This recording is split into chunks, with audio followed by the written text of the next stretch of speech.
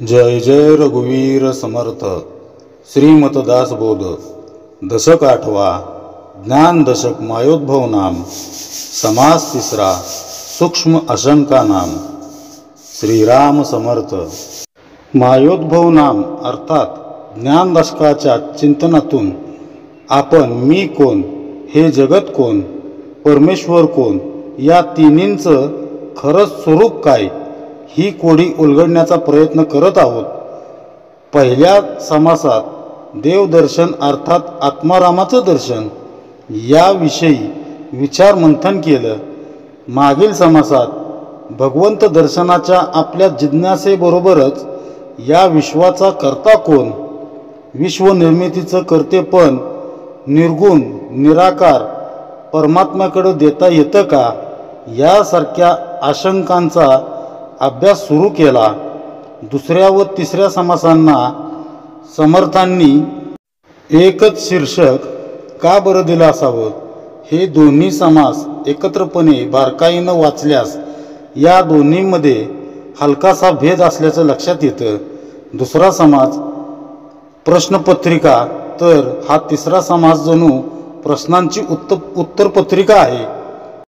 दुसऱ्या समासात उत्पन्न झालेल्या नाना आशंकाची उत्तरं या तिसऱ्या समासात आपल्याला सापडतील.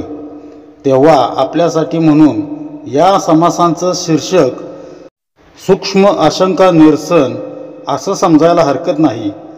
अगोदर सांगितल्यानुसार हा ज्ञानदशक अनुभूतीचा प्रांत आहे. त्याला सारांश रूपात शब्दांच्या मदतीनं सांगता येणार नाही. तरी देखील समर्थ व सद्गुरु कृपेच्या बळावर साधनेनं सूक्ष्म तरल बनलेल्या आपल्या प्रत्येकाच्या अंतरंगात वरील सूक्ष्म आशंकांचं समाधानकारक निरसन करण्याचा हा प्रयत्न आहे. मागील समासात विश्वाचं कर्तेपण कुणाचं याचा सखोल विचार आपण केला. कर्तेपण भगवंताकडं द्यायचं म्हटलं तर निर्गुण निर्विकार भगवंत करता कसा होईल, कारण त्यासाठी त्याच्या मनात इच्छा निर्माण व्हायला हवी, तो सगुण व्हायला हवा, पण तो तसा नाही. मग कर्तेपण मायेकडे देता येतं का? मायेला कर्तेपण द्यायचं म्हटलं तर या विश्वाचा करता धरता हरता तो भगवंत आहे. या भक्ताच्या भूमिकेलाच धक्का पोचतो. भगवंत जगन्नियंता आहे अशी अनुभूती आपल्याला असते खरी, पण मायेच्या विलक्षण जोरापुढं ती मनोधारणा फार काळ तग धरू शकत नाही. असं का व्हावं? समर्थ म्हणतात, या विश्वाची उत्पत्ती झाली आहे व हे विश्व सत्य आहे हे अज्ञानवश आपण स्वीकारलं आहे. हेच त्याचं उत्तर आहे. वास्तविक विश्वनिर्मिती झाली हे वचन असत्य आहे, पण अज्ञानामुळं आपण ते सत्य मानून बसलो आणि तिथूनच कल्पनेचे सारे घोटाळे सुरू होतात. त्यातूनच मग विश्वाची निर्मिती कोणी केली, त्याचा पालनकर्ता संहारकर्ता कोण, यांसारख्या शंकांना चित्त दुःखित होऊन लागतं. म्हणूनच समर्थ अगदी मुळावर घाव घालतात व संतांनी जे स्वानुभूतीनं जाणले ते शब्दबद्ध करताना म्हणतात, अरे जे झालेची नाही त्याची वार्ता पुससी काही, तथापि सांगो जेणे काही संशय नुरे. म्हणजे अरे जे झालेच नाही विश्वाबद्दल तू प्रश्न करीत आहेस तर काय सांगावे, तथापि तुझ्या मनातील संशय नष्ट व्हावा म्हणून निरूपण करतो. बघा, संतांनी भगवंताचं खरं स्वरूप जाणलं. डोळे उघडे ठेवून दृश्य जगत नाहीसं होतं याची अनुभूती घेतली व तीच अनुभूती आपल्यासारख्या सामान्य जीवाला यावी म्हणून नामासारखं अमोघ शस्त्र त्यांनी आपल्या हाती दिलं. नामामुळं आपल्याला विश्वाशी जकडून ठेवणारे सत्व रज तमादी दोरखंड तुटतात व हे दृश्य जग असूनही आपल्यासाठी मात्र ते नाहीसं होऊ लागतं. यापुढं जाऊन संत आपणास सांगतात की हा पंचमहाभूतिक पसारा थोडा बाजूला सारला तर जाणीवरूप परमात्मा चराचरात भरून उरलाय हे ध्यानी येऊ लागतं. सृष्टीत अनेक उलथापालथ होत असते, पण त्यातील परमतत्व आत्माराम निश्चल निर्विकार असल्यानं संतांना हे विश्व निर्माण झालं काय किंवा न झालं काय याची पर्वाच नसते. ते सर्वत्र आत्मारामासच पाहत असतात. म्हणून संत म्हणतात, अरे जे उत्पन्न झालेच नाही त्याविषयी सांगा असं म्हणतोस, ते कसं करता येईल. पुढे दोरी करिता भुजंग, जळा करिता तरंग, मार्तंडा करिता चांग, मृगजळ वाहे. म्हणजे दोरी असते म्हणून भुजंग भासतो, जळ असते म्हणून तरंगाचा भास होतो, सूर्य आहे म्हणून मृगजळ प्रत्यक्ष वाहताना दिसते. बघा, अंधारात दोरी बघून सर्पाचा भास होतो, पाण्यावर लाटांचा भास होतो, उन्हामुळं मृगजळाचा भास होतो. तसं ब्रह्मस्वरूपावर दृश्य जगाचा भास होतो. विवर्त म्हणजे भासमान. एका अर्थानं जे निर्माणच झालं नाही ते असल्याचा आरोप हेच अज्ञान आहे. आणि विवर्ताला सत्य मानून बसल्यानं जीवाला अंतरंगात स्वस्वरूपाचा शोध घेणं जरुरीचं होऊन बसलं आहे. जे शाश्वत आहे, जे कधीच कुठं गेलेलं नाही, पण अज्ञानवश त्याच्यावर झालेले दोषारोप दूर व्हायला हवेत व त्याला साह्यभूत होण्यासाठीच सद्गुरु तत्व पृथ्वीतलावर अवतरत असतं. अंतरंगात स्वस्वरूपाचं ब्रह्मरूपाचं दर्शन करायचं म्हटल्यावर तेथील धूळ अगोदरच साफ करायला नको का. हीच ती मायारूपी धूळ जाडली की स्पष्ट ब्रह्म सुस्पष्ट दिसू लागतं. पुढे कल्पनेकरिता स्वप्न दिसे, शिंपीकरिता रूपे भासे, जळाकरिता गार वसे. निमिषेक म्हणजे मनातील कल्पनेमुळे स्वप्न दिसते, शिंपला असतो म्हणून रूपे भासते, जल असते म्हणून क्षणभर त्यात बर्फ अथवा गारा दिसून येतात. मातीकरिता भिंती झाली, सिंधूकरिता लहरी आली, तिळाकरिता पुतळी दिसू लागे. म्हणजे मातीमुळे भिंत भासते, समुद्रामुळे लहरींचा भास होतो, डोळ्यातील बाहुल्या दृश्य दिसू लागतात. सोन्याकरिता अलंकार, तंतूकरिता झाले चिर, कासवाकरिता विस्तार हातापायांचा. म्हणजे सोन्यामुळे अलंकार भासतात, तंतूंच्यामुळे भास होतो आणि कासवामुळे त्याचे हातपाय हे नवीन निर्माण झाल्यासारखे भासतात. तूप होते तरी थिजले, तरीकरिता मीठ झाले, बिंबाकरिता बिंबले. प्रतिबिंब म्हणजे तूप असते तेच घट्ट झाल्यासारखे दिसते.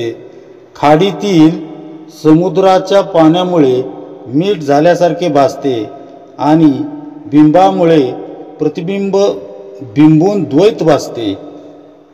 पृथ्वीकरिता झाले झाड, झाडाकरिता छाया वाढ, धातूकरिता पवाड, उंच नीच वर्णाचा. म्हणजे पृथ्वीतूनच झाड होते, झाडामुळेच छायेचा भास होतो. धातू एकरूपच असतात, पण त्यांच्या विविध रंगांमुळं त्यांना कमी अधिक महत्त्व दिले जाते. बघा, पृथ्वीमधून एखादं झाड आकाराला येतं, तिच्या आधाराशिवाय ते तगच धरू शकत नाही. पण झाडाला आपण वेगळं मानतो, त्याला वेगळं अस्तित्व बहाल करतो. हे फळझाड, हे फुलझाड, हे गर्द सावली देणारं डेरेदार झाड, असं आपण कल्पनेच्या आधारानं झाडांना वेगवेगळं मानतो. तसं विश्वातील प्रत्येक गोष्टीला आपण वेगवेगळं स्थान देतो. पृथ्वीतूनच आलेले धातू धातूपणानं एकच आहेत, पण रंगरूपाच्या आधारे आपण त्यांना उच्च नीच समजतो. वस्तुतः ते वेगळे नाहीतच. झाड काय, धातू काय, हे सारं पृथ्वीतूनच तर आलेलं आहे. हे वेगळं नसून एकच आहे. हाच अद्वैत बोध आहे. सारांश, आपणच अज्ञानवश सृष्टीकडं विवर्त रूपानं बघतो व त्याला सत्यत्व देऊन बसतो. विवर्ताचा हा पातळ पडदा समर्थ कसा दूर करतात? माया व ब्रह्माचं विलक्षण कौतुक पाहता यावं यासाठी ते आपली दृष्टीच कशी पूर्णपणे बदलून टाकतात व त्या योगे आपल्या अंतरंगात उलगडत जाणारा मूळ माया ते मूळ पुरुष हा स्थित्यंतराचा भाग बघणं हाच एक सुखद अनुभव ठरणार आहे. आता असो हा दृष्टांत. अद्वैतास कैचे द्वैत, द्वैते विन अद्वैत बोलताच नये. म्हणजे असो, आता हे दृष्टांत देणे पुरे झाले. द्वैताच्या ठिकाणी द्वैत कसे असणार? पण द्वैताचा आश्रय घेतल्या वाचून अद्वैतासंबंधी बोलताच येत नाही. भासाकरिता भास भासे, दृश्याकरिता अदृश्य दिसे, अदृश्यास उपमा नसे म्हणून निरुपम. म्हणजे आपल्याला हे जे विविध भास होत असतात त्यांच्यामुळे दृश्य विश्व हा भास कसा आहे याची आपल्याला कल्पना येऊ शकते. या दृश्य दृष्टीचा शोध घेऊ लागले की अदृश्य अशा आत्मवस्तूंची प्राप्ती होते. खरे तर जे अदृश्य आहे त्याला दृश्य वस्तूंची उपमाच देता येत नाही, म्हणून ते खरे तर निरुपमच आहे. कल्पने विरहित हेत, दृश्या वेगळा दृष्टांत, द्वैता वेगळे द्वैत कैसे झाले?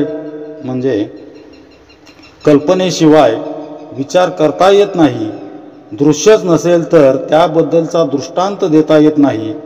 आणि मुळात द्वैत नसताना हे द्वैत आले कुठून? विचित्र भगवंताची करणी वर्णवेना सहस्रफणी, तेने केली उभवणी अनंत ब्रह्मांडाची. म्हणजे खरोखर याचे उत्तर देणे तसे अवघड आहे. बघा, भगवंताची करणी फार विचित्र आहे. तिचे वर्णन म्हणजे सहस्त्रमुख असलेला शेषही करू शकत नाही. त्या भगवंतानेच अनंत ब्रह्मांडाची निर्मिती केलेली आहे. पुढे, परमात्मा परमेश्वरू सर्व करता जो ईश्वरू, तयापासूनी विस्तारू सकळ झाला. म्हणजे परमात्मा परमेश्वर जो या सर्व सृष्टीचा करता असून ईश्वर म्हणून ज्यास म्हणतात त्याच्यापासून हा अनंत ब्रह्मांडाचा विस्तार झालेला आहे. पुढे, ऐसी अनंत नामे धरी अनंत शक्ती निर्माण करी, तोची जाणावा चतुरी मूळ पुरुष. म्हणजे ज्याची अनंत नामे आहेत, जो अनंत शक्तींना निर्माण करतो तोच मूळ पुरुष म्हणजेच मूळ माया अथवा माया विशिष्ट ईश्वर होय, असे चतुर पुरुषांनी जाणून घ्यावे.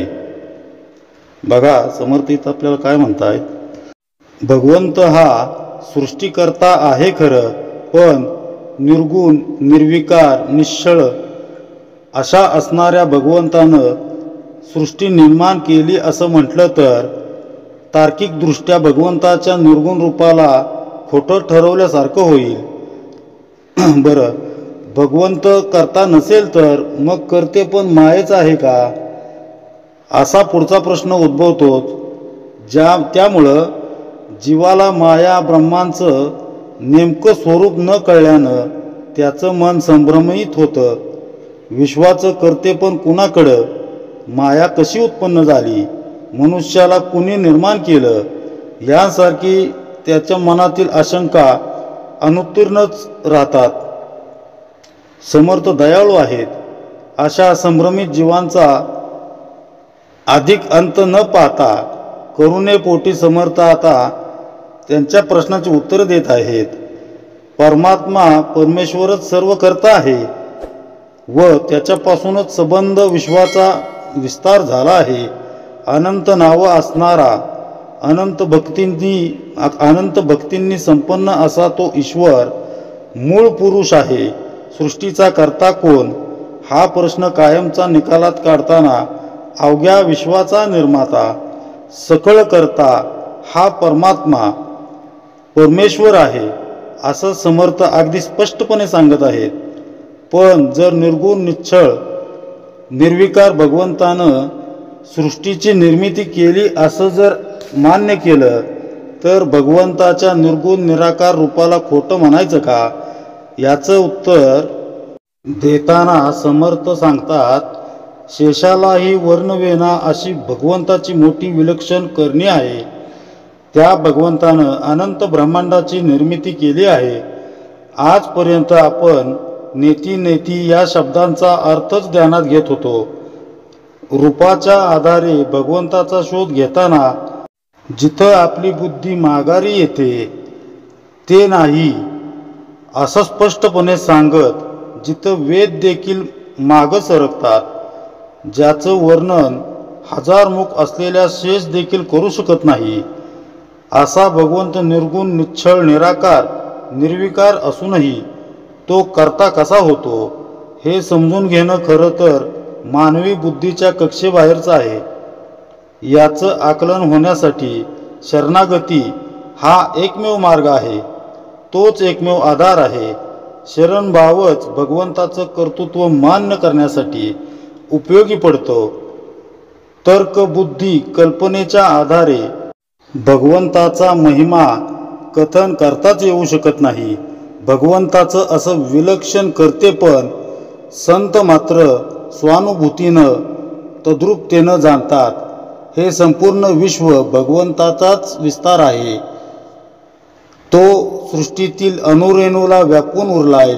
किंबहुना सृष्टी रचनेनंतर तो तिच्यापासून वेगळा राहू शकत नाही. अवघी सृष्टी जणू भगवंताचा एक अंश आहे अशी संतांना पूर्ण जाणीव असते. बघा, हवा भरलेला फुगा आकाशात उंच उंच जातो.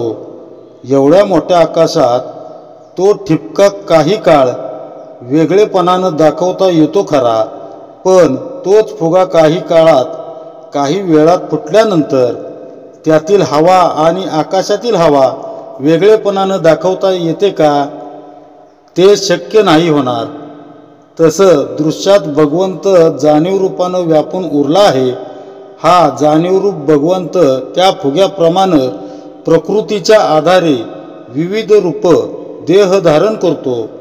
जसं फुग्यातील वायू व आकाशातील वायू यात तत्वता भेद नसतो किंवा भेद नाही, तसं सृष्टीत जाणीव रूपात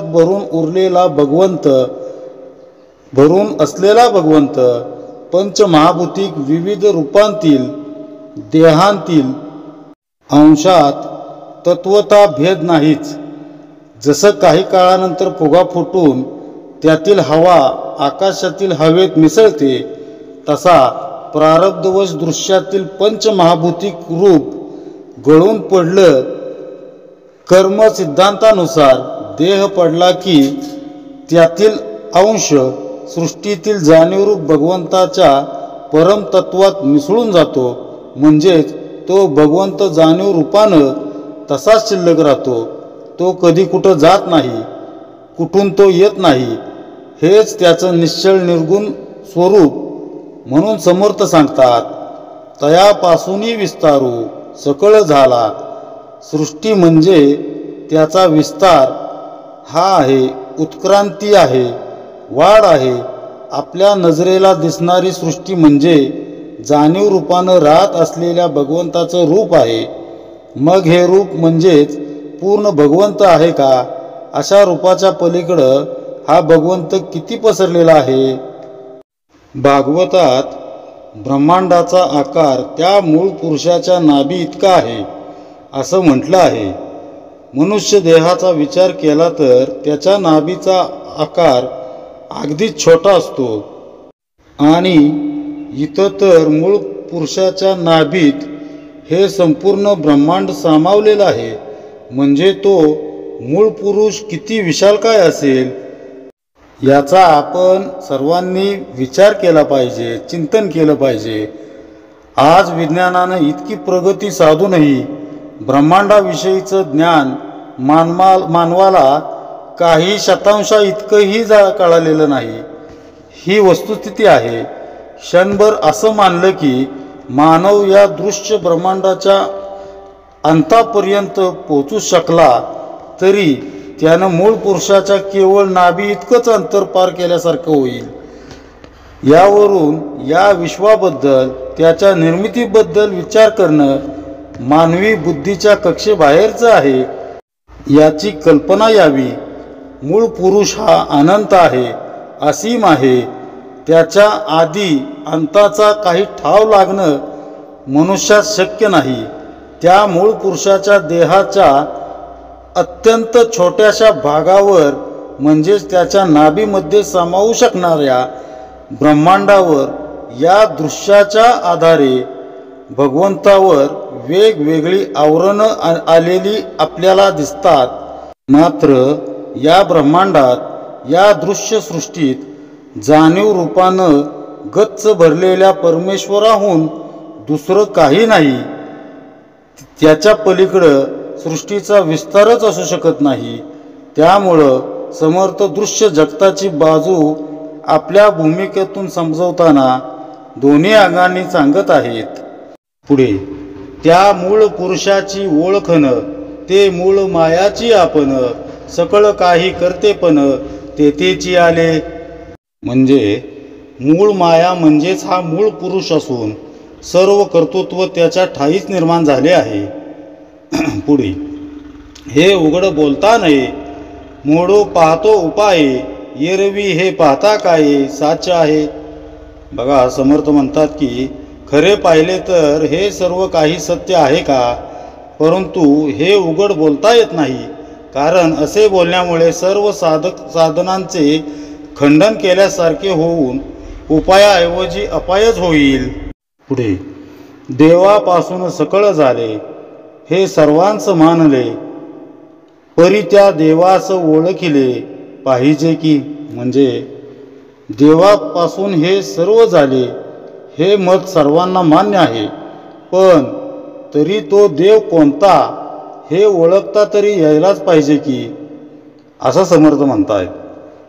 सिद्धांचे जे निरूपण ते साधकांस न मने जाणं, पक्व नाही अंतकरण म्हणून या.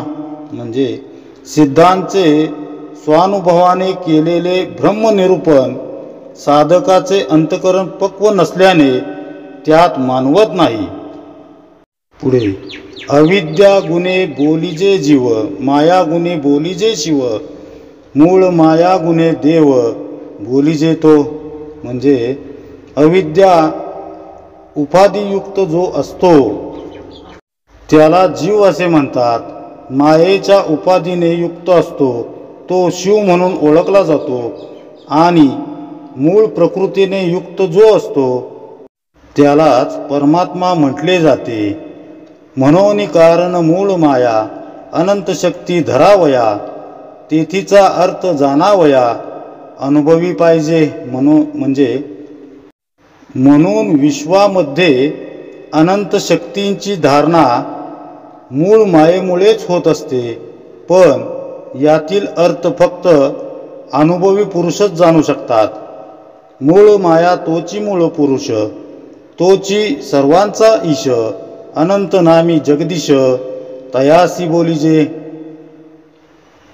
म्हणजे पूर्ण रूप मूळ माया, तिलाच मूळ पुरुष, ईश्वर, सर्वेश, जगदीश इत्यादी अनंत नामे दिली जातात. याचाच अर्थ एखाद्यानं या दृश्य जगताला प्रकृती समजून बघितलं, साधनाभ्यासाद्वारे तो मूळ मायेपर्यंत गेला व तिचं दर्शन घेतलं तरी त्याला मूळ पुरुषाचं दर्शन झालं असं म्हणता येतं. जसं नाण्याच्या दोन बाजूंपैकी एकच उचलू म्हटलं तर ते शक्य होणार नाही, किंवा एक उचलली तर दुसरी बाजू आपसुकच त्याच्याबरोबर येत असते. तसं माया ब्रह्माचं सूत्र आहे. याच सूत्रानं संतांनी त्या मूळ पुरुषातून सृष्टीत उडी घेतली. विषयामध्ये उतरून तुम्हा आम्हामध्ये राहून सगुण लीला केल्या. म्हणजेच ते मूळ मायेच्या आधारेच या दृश्य जगतात अवतरले. म्हणून समर्थ पुढे म्हणतात, मूळ माया आणि मूळ पुरुष दोन्ही एकच. तोच सर्व नियंता ईश्वर, तोच अनंत नाव असणारा जगदीश आहे. समयीतील तेवणारी ज्योत तेलामुळं तेवत असते. ज्योतीत कार्यकारण सिद्धांत दिसून येतो. तसं पाहिलं तर तेलातही अग्नी असतो, पण तिथं कार्यकारण सिद्धांत लागू नसल्यानं तो सुप्तावस्थेत असल्यामुळं आपल्याला तो दिसत नाही. तो शांत निश्चल असतो. तसं मूळ पुरुषाची बाजू निश्चल निर्विकार तेलात भिजलेल्या वातीसारखी असते, तर मायेची बाजू म्हणजे तेवणाऱ्या ज्योतीसारखी असते. हे दृश्य विश्व दुसरं तिसरं काही नसून त्या भगवंताचंच स्वरूप आहे. ही पंचमहाभूतिक सृष्टी, त्यातील सजीव, अगदी निर्जीव दगड, माती देखील त्यांचीच रूपं होत. अशा यच्छयावत दृश्य वस्तूतील जाणीव रूपाकडं न बघता त्याकडे केवळ बाह्यांगाकडं बघितल्यानं त्याच्या ठायी वसणारा भगवंत आपल्याला दिसत नाही. हीच खरी गंमत आहे. आपल्या जीवनात अवतीभोवती असलेल्या सजीव निर्जीव गोष्टींवर जर आपण निखळ निरपेक्ष वृत्तीनं प्रेमाचा वर्षाव करू लागलो तर अवघी सृष्टीच आपल्याला रामरूप दिसू लागते. हे संतांचं जीवन रहस्य आहे. प्रत्येकातील जाणीवरूप भगवंताला ओळखून त्यावर मनापासून निस्वार्थीपणे केलेलं प्रेम मूळ मायेतून मूळ पुरुषाला आपल्यासमोर प्रकट करतं. असा विलक्षण अनुभव देणारं संतांचं जीवन चरित्र असतं. या निरलस प्रेम भावनेतूनच संत एकनाथांनी वाळवंटात पडलेल्या तहानलेल्या गाढवालाही पाणी पाजलं. दृश्य जगतातील जाणीवरूपी भगवंत आपल्या अतीव प्रेमाला कसा प्रतिसाद देतो याचेच हे उदाहरण आहे. सर्वांभूती असं निर्वाज्य प्रेम अंतरंगी उत्पन्न होण्यासाठी त्या जाणीवेला, त्या चैतन्यालाच साध नको का घालायला? ही साध घालणं म्हणजेच भगवंताचं नाम घेणं होय, त्याचं अखंड नामस्मरण करणं होय. हा प्रेम झरा सतत वाहता ठेवण्याची नामरूपी क्लुप्तीच जणू सद्गुरूंनी आपल्याला दिलेली आहे. नामाच्या मदतीनं जीवाला मूळ पुरुष, मूळ माया यांचं आकलन होऊन स्वतःच्या अस्तित्वाची देखील जाणीव होते. हाच तो अहम ब्रह्मस्मीचा बोध. मी देह नाही, पंचमहाभूतिक तत्व नाही, तर मी म्हणजे चिदानंद स्वरूप. शिवोहम शिवोहम, मी आनंदरूपच आहे. याची विलक्षण अनुभूती सृष्टीतील जाणीवरूपी ईश्वरावरील उत्कट प्रेम भावनेतून येते. हाच या ज्ञान दशकाचा दासबोधाचा गाभा आहे. म्हणजे पहा, मूळ माया तोची मूळ पुरुष, तोची सर्वांचा ईश, अनंत नामी जगदीश, तयासीची बोलीजे. हे सूत्र सर्वांनी हृदयपटलावर कोरून ठेवावं असं आहे. मात्र या सूत्राची कुठेही वाच्यता करू नये असं बजवायला समर्थ विसरत नाहीत, कारण त्यांची वाच्यता आपल्या साधनेत आडकाठी आणू शकते.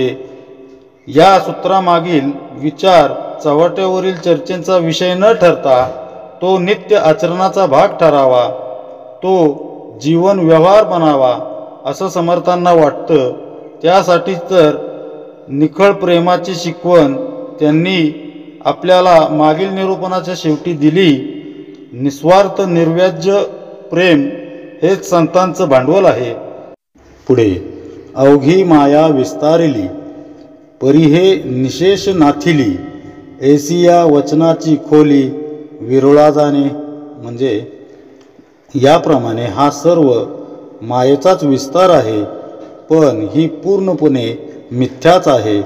हे जे विधान केले आहे यातील सखोल अर्थ एखादाच जाणतो. ऐसे अनुर्वाच्य बोलिजे, परी हे स्वानुभवे जाणीजे, संत संगेविन नुमजे काही केल्या. म्हणजे हे शब्दात सांगता येण्यासारखे सांगितले जात आहे खरे, पण हे स्वानुभवाने जाणता येते. पण संत समागमाशिवाय हे काही केल्या उमजत नाही.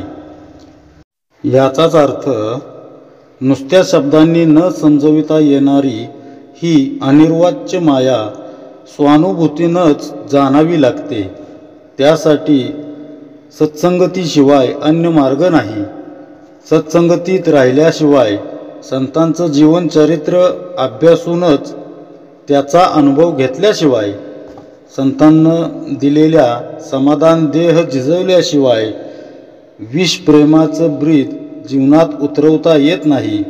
यदा कदाचित जरी ते शब्दांच्या आधारे समजलं तरी प्रत्यक्ष व्यवहारात कर्मरत असताना ते केव्हा हातून निसटून जातं याचा पत्ताच लागत नाही.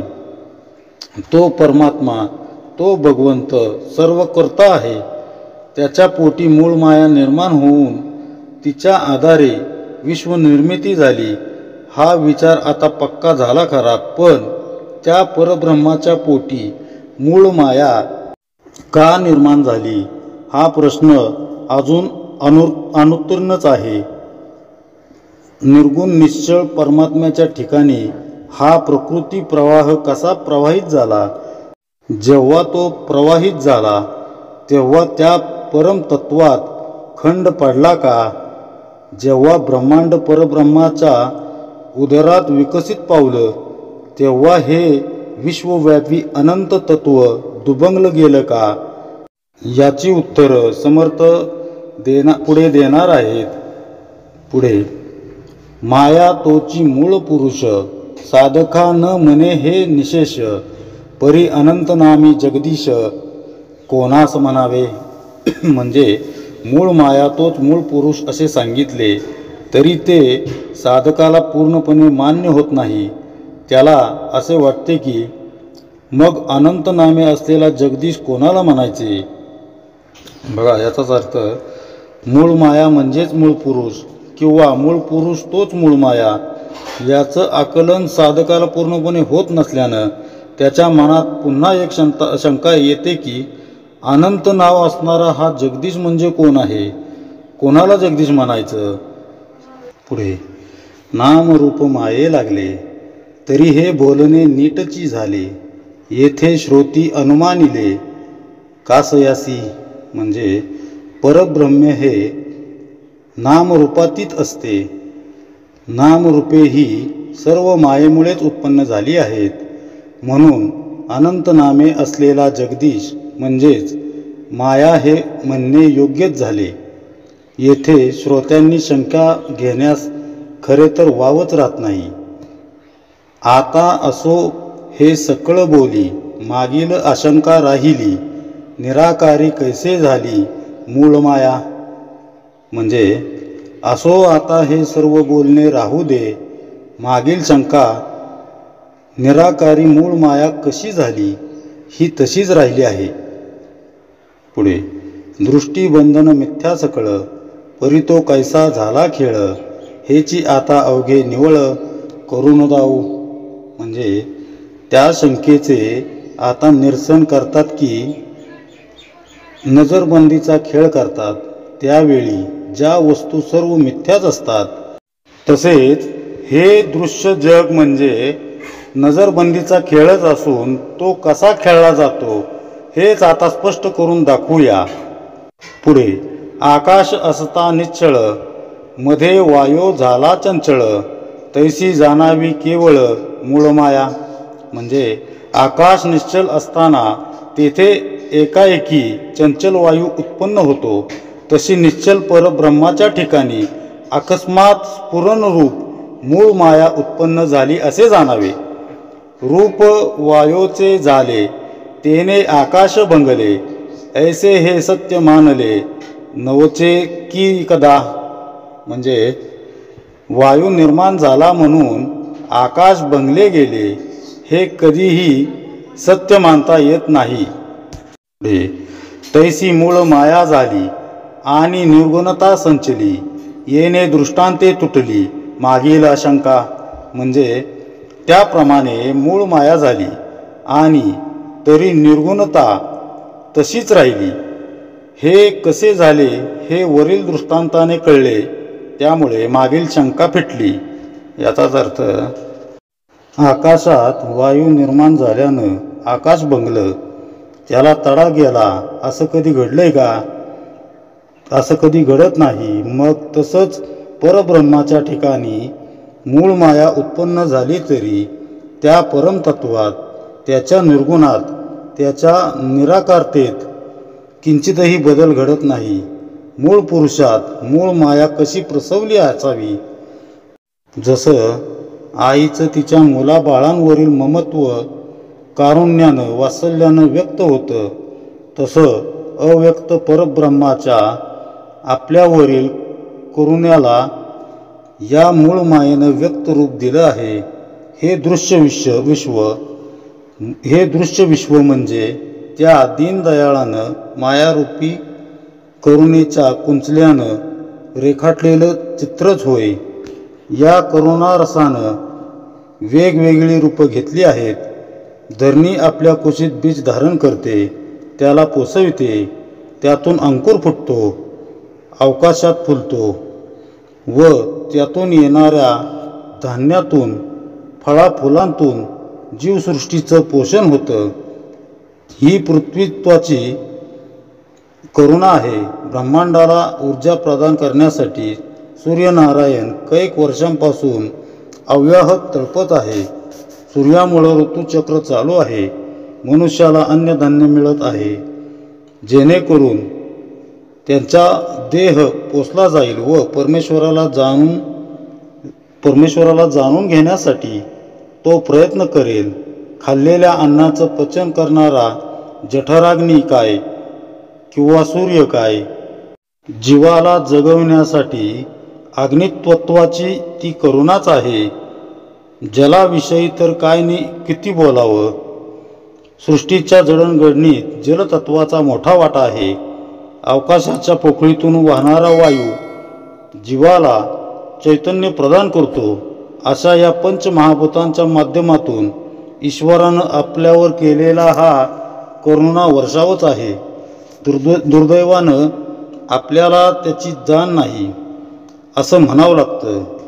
आपल्याला तर हे सारं शास्त्राचा एक भाग वाटतं, कारण दृश्याविषयी इतका सूक्ष्म विचार करण्याची कुवतच आपण गमावून बसलो आहोत.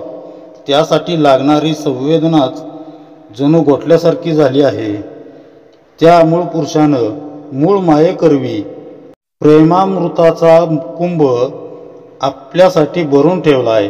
मात्र त्या अमृताची चव चाखण्या एवढाही आपल्याकडं वेळ नसावा, याला काय म्हणावं?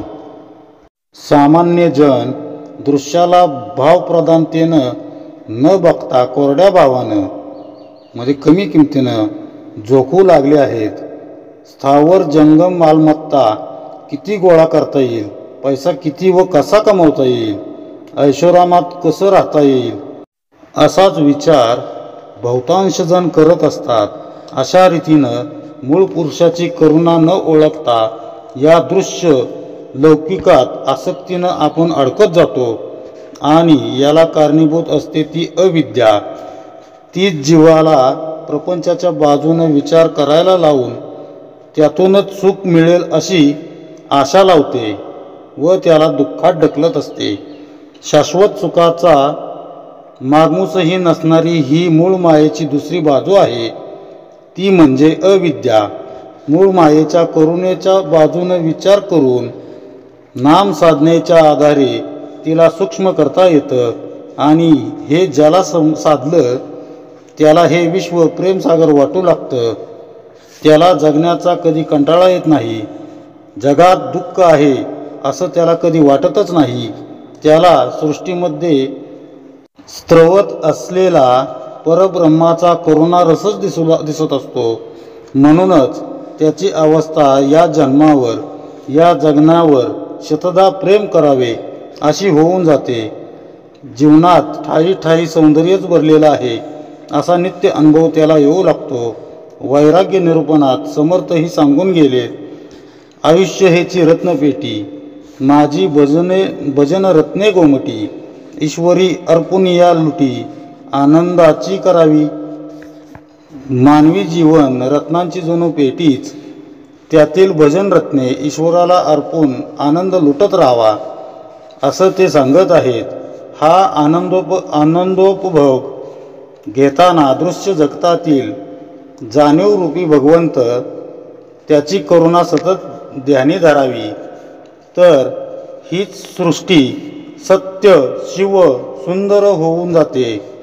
ही गुणदोषरहित होते, रामरूप दिसू लागते.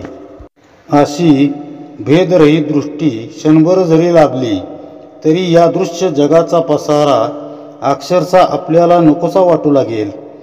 हे विश्व तर किती सुंदर विलोभनीय आहे.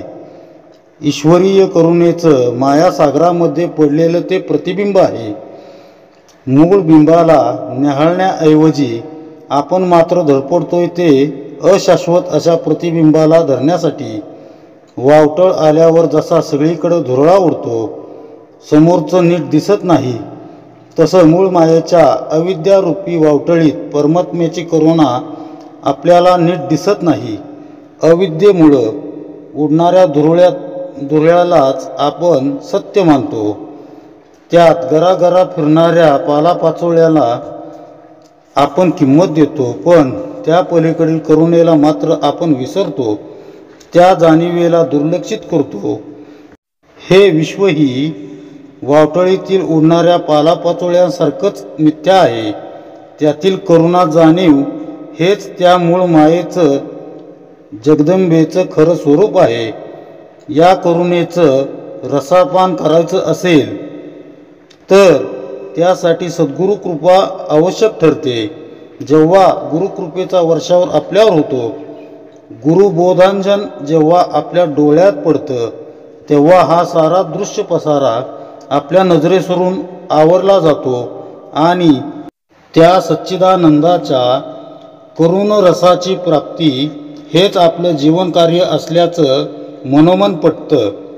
मग हे जगत मिथ्या आहे असं सांगण्याची गरज उरत नाही. तिथं शब्दब्रह्म थांबत नाही व परब्रह्म अंतरंगात प्रकटू लागतं. असं विश्वाचं विलक्षण कौतुक समर्थ भावार्थ रूपानं आपल्यासमोर मांडत आहेत.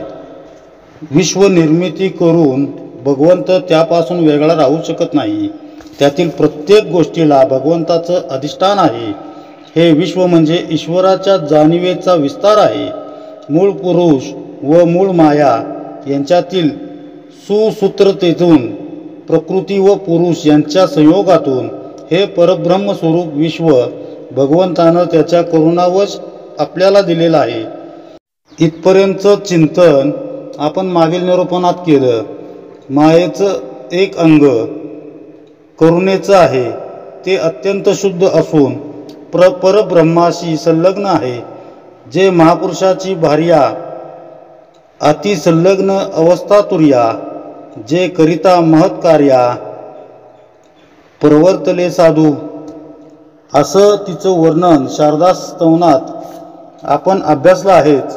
भगवंताच्या अत्यंत निकट असलेली, त्याच्या करुणेतून उत्पन्न झालेली ही मूळ माया एखाद्या छान उमगलेल्या सोनचाफ्याच्या, गुलाबाच्या किंवा मोगऱ्याच्या फुलातून त्याचा सुगंध दूर राहू शकतो का?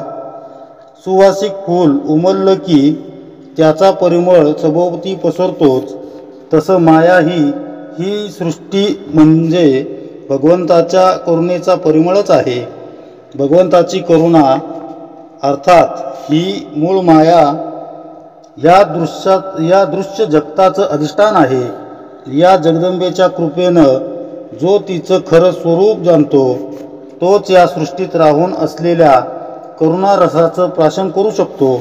अन्यथा मूळ मायेच्या दुसऱ्या अविद्येच्या बाजूने गेल्यास अनंत दुःखांना समोर जावं लागतं.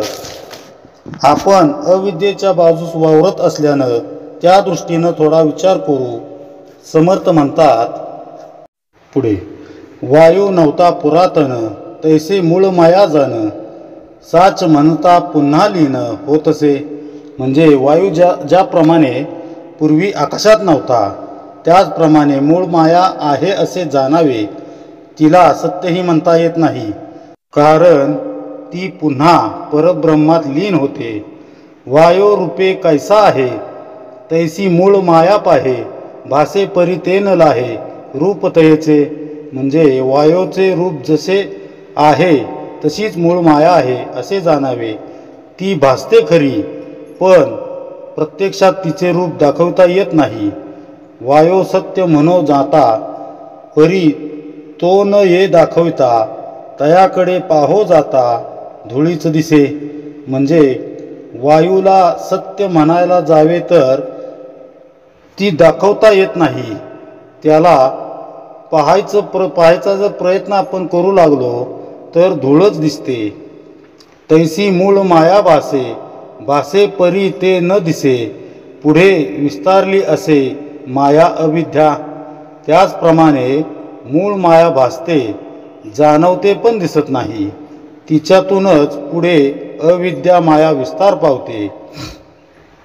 जैसे वायोचेनी योगे दृश्य उडे गगन मार्गे, मूळ मायेच्या संयोगे तैसे जग.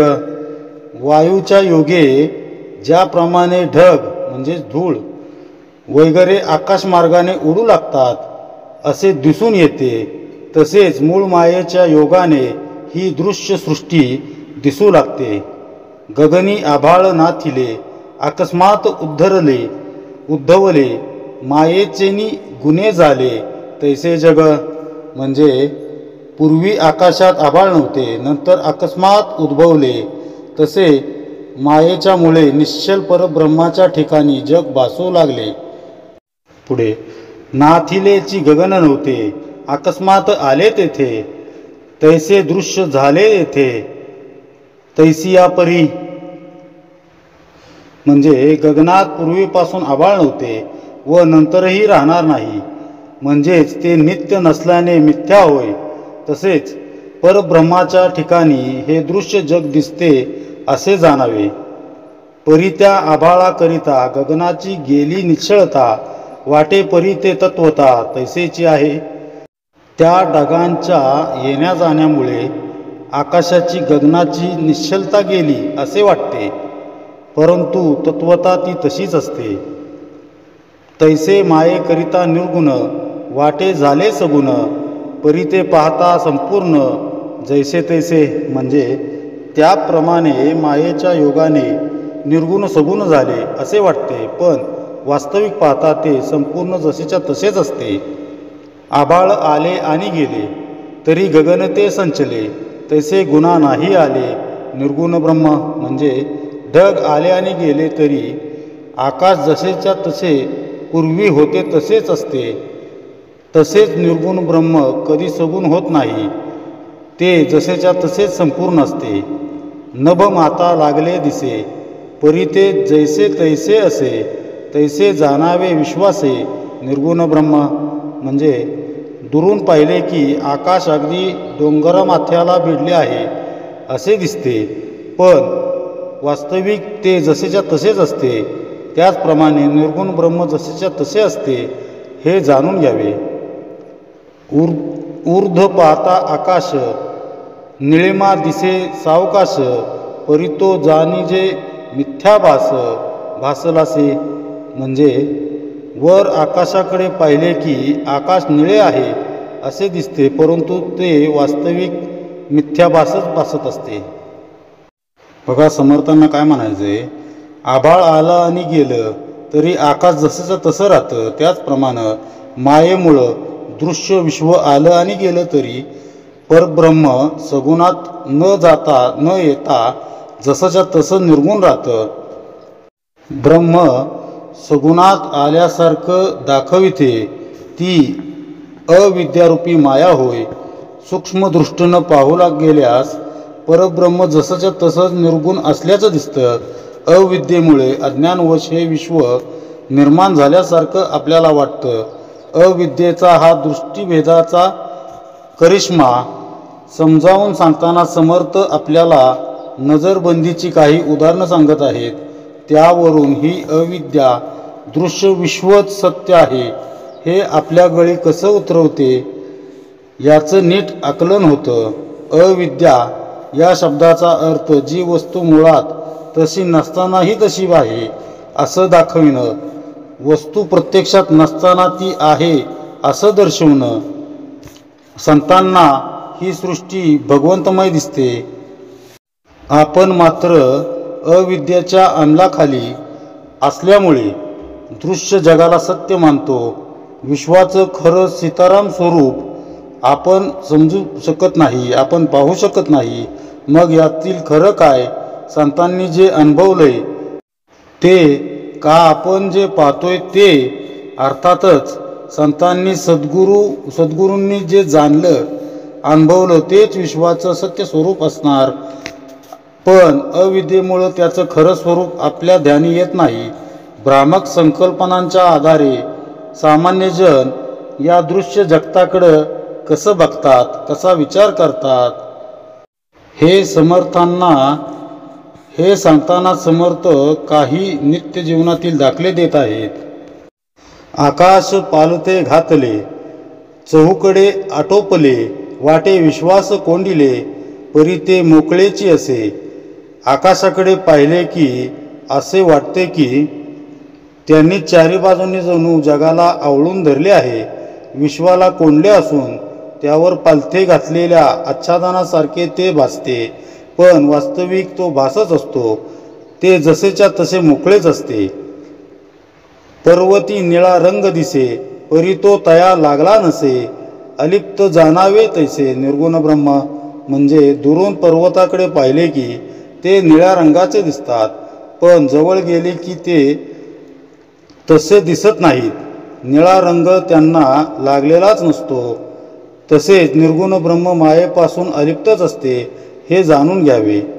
रथ धावता पृथ्वी चंचळ, वाटे परी ते असे निश्चळ. तैसे परब्रह्म केवळ निर्गुण जाणावे. म्हणजे रथ धावत असता त्यात बसणाऱ्या माणसाला पृथ्वीच धावत आहे, ती चंचल आहे असे वाटते, परंतु ती निश्चलच असते. तसे निर्गुण परब्रह्म हे निश्चल असते हे जाणून घ्यावे. आभाळाकरिता मयंक, वाटे धावतो निशंक. परी ते अवघे माईक, आभाळ चळे.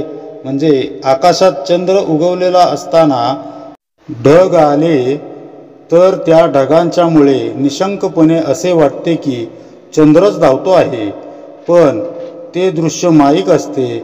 म्हणजे तो केवळ भास असतो. बघा, आपण अंगणात किंवा गच्चीवर झोपलं व आकाशाकडे पाहिलं तर ते एखाद्या झाकणासारखं पालतं असल्याचं वाटतं. चारही बाजू आवरून त्यानं विश्वाला कोंडून घेतल्यासारखंही वाटतं, पण तो आपला भ्रम आहे. प्रत्यक्षात आकाश सगळीकडून मोकळंच असतं. दुरून पर्वत निळसर दिसतात, तोही आपला दृष्टीभ्रमच आहे, कारण तो निळा रंग पर्वताचा नसतोच. तसं हे दृश्य जग परब्रह्माला लागून असल्यासारखं चिकटल्यासारखं दिसत असलं तरी ब्रह्म त्यापासून वेगळंच असतं. पूर्वीच्या काळानुसार रथ धावताना, सध्याच्या काळानुसार बस रेल्वेतून प्रवास करताना झाडं घरं पळताना दिसतात. खरं तर ती स्थिरच असतात. तसं या दृश्य विश्वाला पाहिल्यावर ब्रह्मच सगुण झाल्यासारखं, तेच हालचाल करत असल्यासारखं वाटतं. मात्र ते निर्गुण निश्चळ जसंच तसंच असतं. आकाशात चंद्राच्या शेजारून ढग जात असतील तर चंद्रच धावत आहे असं वाटतं, मात्र तो स्थिर असून ढग वाऱ्याबरोबर पळत असतात. तसं परब्रह्म हे स्थिरच राहतं. वरील उदाहरणातून समर्थांना हेच सांगायचं आहे की अशा प्रकारे दृष्टीभ्रम प्रत्येकास सतावत असतो. आपलं सृष्टीकडं असं बघणं हे अज्ञानच होय. आपल्या चर्मचक्षूंना दिसणारा हा भास संतांच्या ज्ञानदृष्टीला मात्र वेगळाच जाणवतो. या सगुण सृष्टीतील प्रत्येक गोष्टीमधलं मिथ्यत्व तसंच सर्वत्र भगवंत व्यापून आहे हे सत्य ते जाणून असतात. पुढे जळे अथवा अग्निज्वाळ तेने कंपित दिसे अंतराळ वाटे परी ते निश्चळ जैसे तैसे. म्हणजे अग्नीच्या झळेने अथवा अग्नीच्या ज्वाळेमुळे अग्नींच्या वरील वातावरण कंपित झाल्यासारखे दिसते, पण वास्तविक ते जसेच्या तसे निश्चलच असते. तैसे स्वरूप हे चंचले असता वाटे गुणा आले ऐसे कल्पनेसी गमले परी ते मिथ्या. म्हणजे तसेच परब्रह्मस्वरूप हे सर्वत्र कोंदटलेले असताना निश्चल असताना ते सगुण झाले आहे असे कल्पनेला वाटते, पण ते वाटणे मिथ्या होय. दृष्टी बंधनाचा खेळ तैसी माया हे चंचळ वस्तू शाश्वत निश्चळ जैसी तैसी. म्हणजे नजरबंदीच्या खेळाप्रमाणे माया ही चंचल आहे. नजरबंदीच्या खेळात जसे क्षणोक्षणी बदल होताना दिसतात, पण तो भास असतो, तशी वस्तू म्हणजे परब्रह्म हे शाश्वत व निश्चल असून जसेच्या तसेच असते. त्यात कधी बदल परिवर्तन होत नाही. पुढे ऐसी वस्तू निरावेव माया दाखवी अवेव हिचा ऐसाच स्वभाव नाथिलीच हे. म्हणजे तसेच परब्रह्म निरवयव असून मायेमुळे सावयव भासते. जे नाही ते दाखवणे हा तर मायेचा स्वभावच आहे, म्हणूनच ती मिथ्या आहे. पुढे माया पाहता मुळीच नसे परी हे साचा ऐसी भासे उद्धवे आणि निरसे आभाळ जैसे. म्हणजे वास्तविक मायेला अस्तित्वच नाही तरी ती खऱ्यासारखी भासते. आकाशात ढग येतात व जातात त्याप्रमाणे ती उत्पन्न होते आणि नाश पावते. ऐसी माया उद्भवली वस्तू निर्गुण संचली अहम ऐसी स्फूर्ती झाली तेची माया. म्हणजे याप्रमाणे माया उत्पन्न झाली. परब्रह्म वस्तू जशीच्या तशी निर्गुणच संचलेली आहे. बहुश्याम असे जे स्फुरण तीच माया होय. गुण मायेचे पवाडे निर्गुण हे काहीच न घडे परी हे घडे आणि मोडे स्वस्वरूपी. म्हणजे सर्व दृश्य विश्व हे गुणमय मायेचे लाघव असते. निर्गुणांच्या ठिकाणी काहीच घडत नाही, पण ब्रह्मांच्या स्वस्वरूपाच्या आधारावर ही उद्धव व लयरूपी घडामोड होत असते.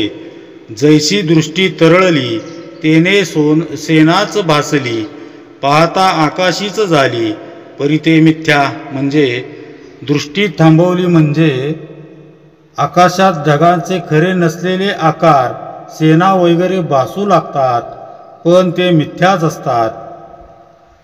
मिथ्या मायेचा खेळ उद्धव बोलीला सकळ नाना तत्वांचा पल्लाळ सोडून या.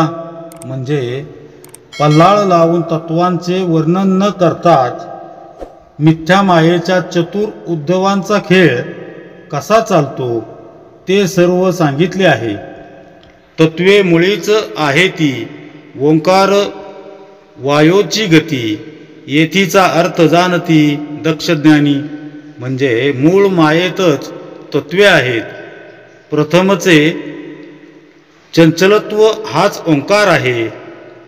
यातील अर्थ अथवा अभिप्राय चतुर सावध ज्ञानी लोकच जाणतात. मूळ माये चळण तेची वायोचे लक्षण सूक्ष्म तत्वे तेची जाण जडत्वा पावली. म्हणजे मूळ मायेची जी हालचाल तेच वायूचे लक्षण होय. प्रथम अत्यंत सूक्ष्म रूपात असलेली तत्वेच जडत्व पावतात, म्हणजे स्थूल रूपात प्रगट होतात. ऐसी पंचमहाभूते पूर्वी होती अव्यक्ते पुढे झाली व्यक्ते सृष्टी रचनेसी. म्हणजे अशी ही पंचमहाभूते प्रथम अव्यक्त दशेत असतात. सृष्टीची रचना होते त्यावेळी ती व्यक्त होतात. मूळ मायेचे लक्षण तेची पंचभूतिक जाणं, त्याची पाहे ओळखणं सूक्ष्मदृष्टी म्हणजे पांचभौतिक दृश्य सृष्टी हे मूळ मायेचे लक्षण आहे. सूक्ष्मदृष्टीने त्यांची ओळखण करून घ्यावी.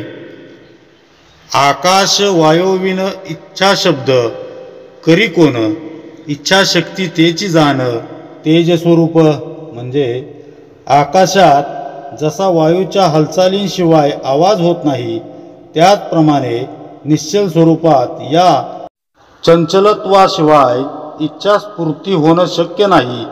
ती इच्छाशक्ती म्हणजेच तेज हे तत्व होय.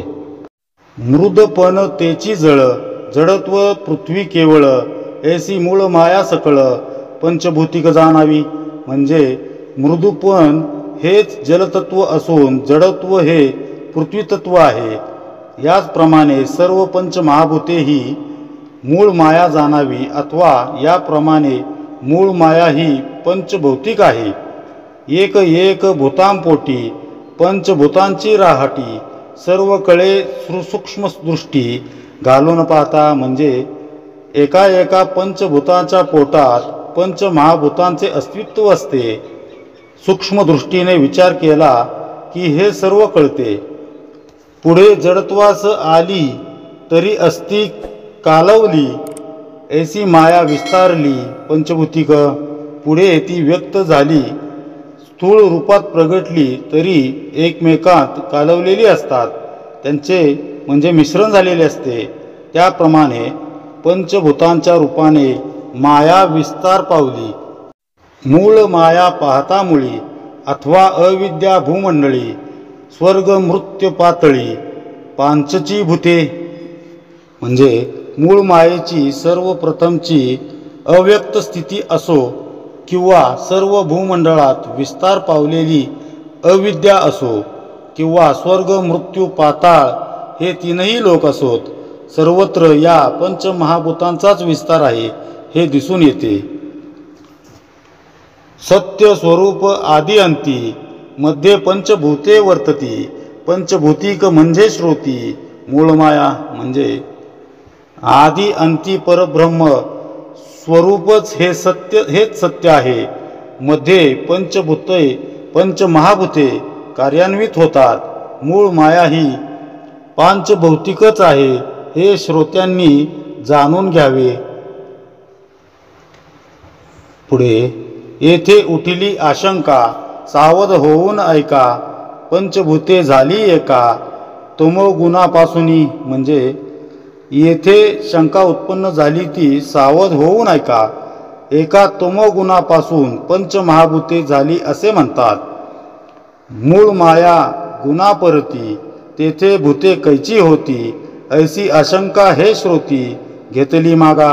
म्हणजे मूळ माया तर वेगळी गुणातीत आहे, मग तेथे पंचमहाभूते कशी होतील अशी शंका मागून श्रोत्यांनी घेतली. ऐसे श्रोती आक्षेपिले, संशयास उभे केले, त्याचे उत्तर दिले पुढले समासी. म्हणजे असा आक्षेप घेऊन श्रोत्यांनी संशय व्यक्त केला आहे, त्यांचे उत्तर पुढील समासात दिले जाईल. इति श्री दासबोधे गुरु शिष्य संवादे सूक्ष्म आशंका नाम समास तिसरा. जय जय रघुवीर समर्थ.